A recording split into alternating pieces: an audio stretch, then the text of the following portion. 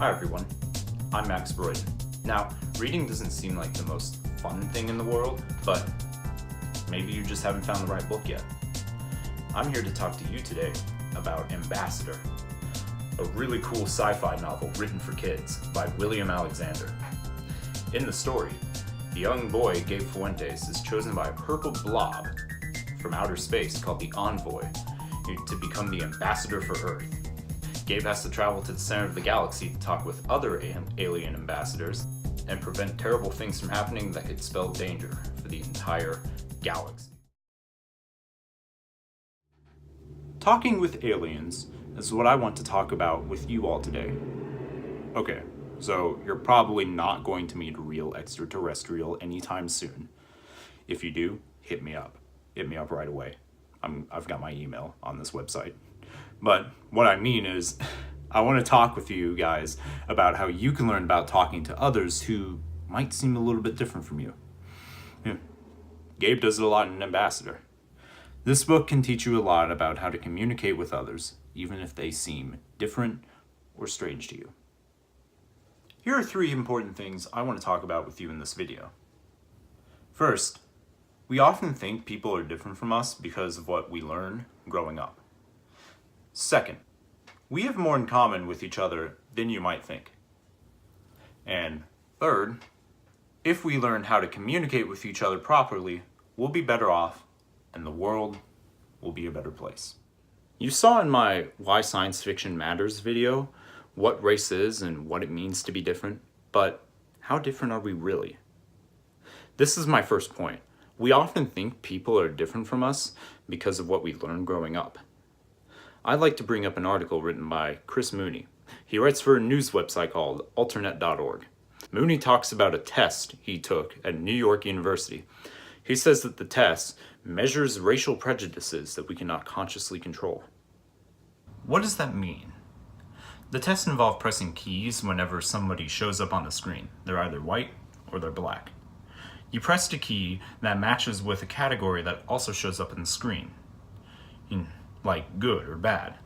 So Mooney's results showed that he often linked African Americans in the bad category of words. But the thing is, the pictures and the words flashed on the screen so fast that he was pressing the keys with split-second reactions. So that means Mooney's split-second reactions, and about half the time, was to link black people with words that had negative meanings. The important point that Chris Mooney is trying to share with us is this. Even people who know that essentializing race is wrong can't help absorbing the stereotypes that are pervasive in our culture. Most people like you, me, and Mooney don't mean to label those who are different from us as bad. It's something we pick up over time. We see subliminal, hidden messages in our books, in our news, and in other media that tell us certain things about peoples of different races. Sometimes they're good. Sometimes they're bad. The important thing is to recognize it when we see it and to know how to respond accordingly.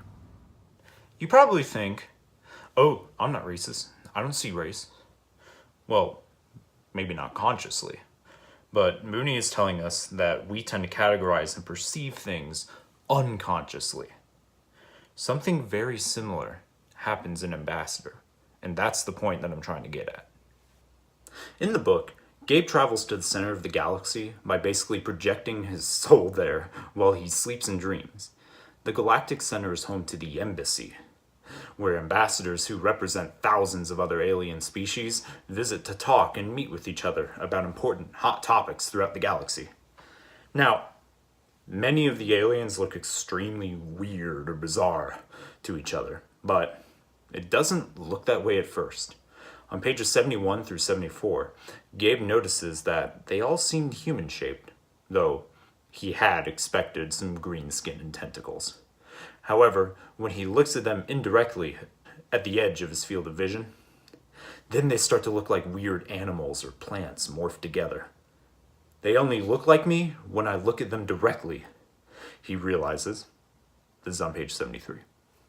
We often ignore our own biases whenever we first encounter people of different races or cultures, But our biases and prejudices are always there, unconsciously making us think that some people aren't like us somehow.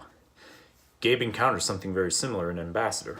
Even though in the back of his mind he knows that the aliens are very different from him and other humans, he ultimately sees the aliens as similar to himself.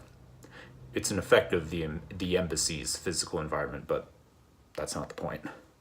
The point that Ambassador is trying to make is that it's only our deepest unconscious biases and expectations that make us think others are aliens lurking in the periphery of our vision. But when you take the time to look at, talk, and be with other people, you realize that they aren't so different at all. This leads me to my next point. We have more in common with peoples of other races, ethnicities, and cultures than we realize. Our biases are holding us back. This is an important point that Gabe learns later on in the story.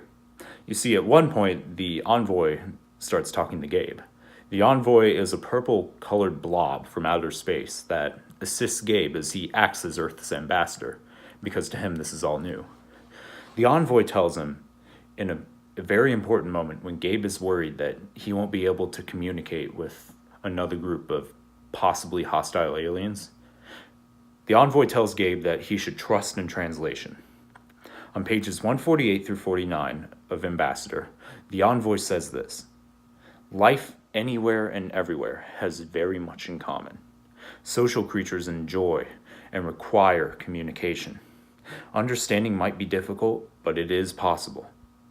Always." I think this is a really cool and important quote because there's truth behind it. The envoy is basically saying that because people have a lot in common, even when it doesn't seem like it at first, we can get along and understand each other as long as we're patient with one another. This is one of the reasons Ambassador is such a cool book. It teaches readers that if we can accept other people's differences, we can communicate effectively and come to an understanding of other cultures. Gabe does that with the extraterrestrials he meets in the book. And we can do that with people of different races and ethnicities, even if it seems scary or weird at first. And now for my last point, communication in general. This is very brief, but the author, William Alexander, puts a lot of emphasis on it for reasons I've already discussed in this video. It's important to put aside whatever biases we have when communicating with people from different groups and to realize how much we might actually have in common. This is an idea that Alexander emphasizes a lot throughout the book. For example, when Gabe first meets the envoy, on pages 37 through 39, the envoy chooses Gabe to be Earth's ambassador because he can settle disputes and treat other species respectfully as members of his immediate family. The idea of humans trying to talk with aliens peacefully rather than violently is an idea seen in a handful of science fiction stories like Ambassador. Think about Amy Adams' character, Louise, the linguistic professor in the Arrival movie from 2016. In the scene starting at 43 minutes, 48 seconds, all the way through to 49:07, we see Louise attempt to communicate with the heptapods in a variety of ways, including writing her name for them to see and gently touching the glass wall separating her from the aliens. She's setting down a baseline for communication with the aliens in order to find out who they are and why they're on Earth.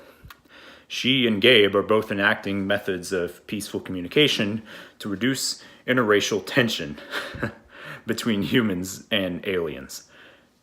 Daniel Kimmel, a writer for Clarkesworld magazine, brings up the idea of fictional aliens as being healers in some stories, like in E.T. or Galaxy Quest.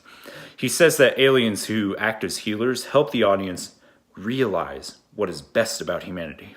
The heptapods are that way in Arrival, and the envoy is most certainly that way in Ambassador, as he helps Gabe realize what is special, not just about him as a person, but what's special about the ability for humans to communicate cooperatively and peacefully. In this video, I talked about how the children's book Ambassador can teach people, especially children, a lot about communicating with people of different races, cultures, and ethnicities. First, I talked about how as people grow up, they absorb and internalize biases and prejudices towards other races to the point where they can unconsciously mark judgments about people, even when they might not mean it. Gabe had the preconception when entering the embassy that he was meeting people very different from him, and the bizarre appearances of the aliens was always on the edge of his field of vision, much like how our own preconceptions of others are in the back of our minds. Secondly, I talked about how if we put those preconceptions aside and look at people head on for who they really are, as fellow human beings, communication and understanding can be established between races, just as Gabe began to perceive the aliens as humans, and thus come to terms with all of their unique and positive qualities.